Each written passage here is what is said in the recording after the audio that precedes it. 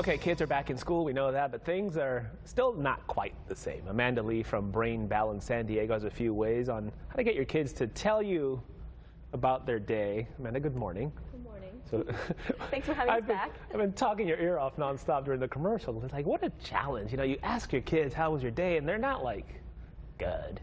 Fine. Fine. Why is it important, first of all, to get your kids kind of opening up and talking about their day?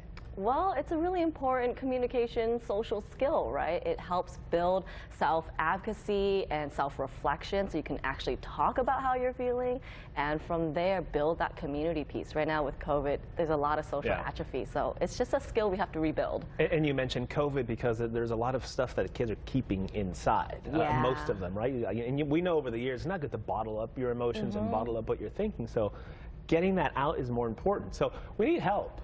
Because I told you, like, I was changing the way I phrase my questions instead of a yes or no. It's like, what was the best thing about it? And it still didn't work. Help me. What's the first thing we can do? Give me some tips. Number one is think about when you're asking them. Are you giving your kiddo time to decompress? We were talking about when I'm home from work and you're home from work, we don't want to talk right away.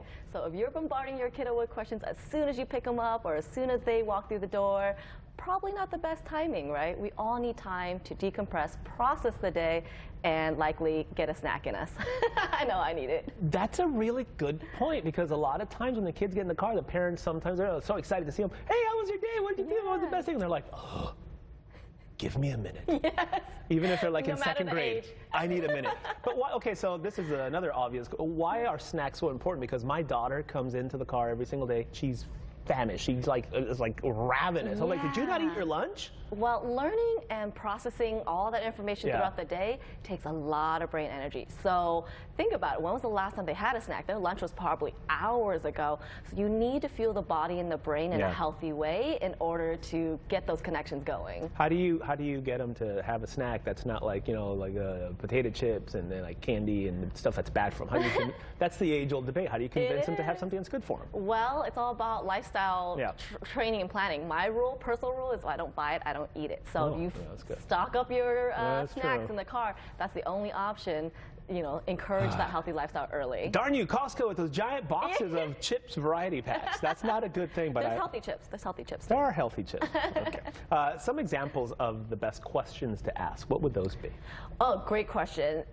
Great question. Really, you want them to be specific but open-ended. If you just ask closed-ended questions, we talked about the yes/no questions, that really shuts down conversation. So the best thing is, do you know anything about their day? Maybe they had a science project or an art project or even a test. Asking how that went. Maybe they had a substitute that day, and you can talk about yourself. You know, when I was a kid and we had a sub, it was always an interesting day. What was it like today, right? It's something specific, yet open-ended, that allows them to elaborate in a way that is comfortable for them. Yeah, that's pretty good. And if we combine the two pieces of advice, you give them a few minutes in the car, and then you can ask them that open-ended question, then you might be surprised. Yes.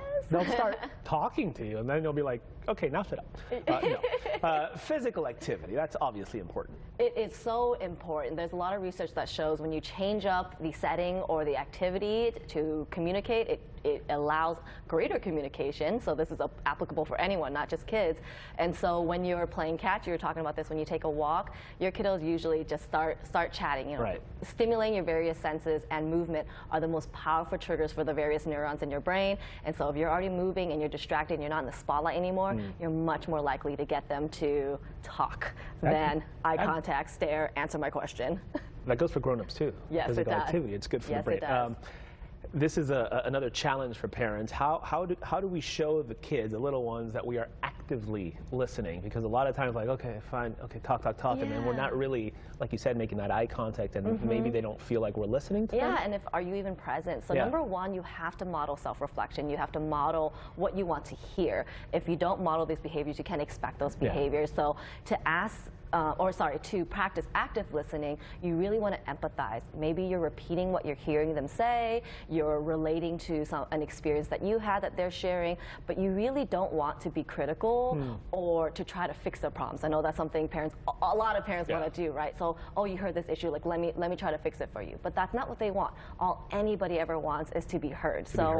Listen carefully, repeat what you hear, nod, be present, don't be on your phone, and if you want to have a conversation conversation. Yeah. Don't just ask the question to ask, Yeah, right? put the phone down. Yeah. You know, my wife does that's really good for them. She says, if they say something, I'm sorry that happened to you.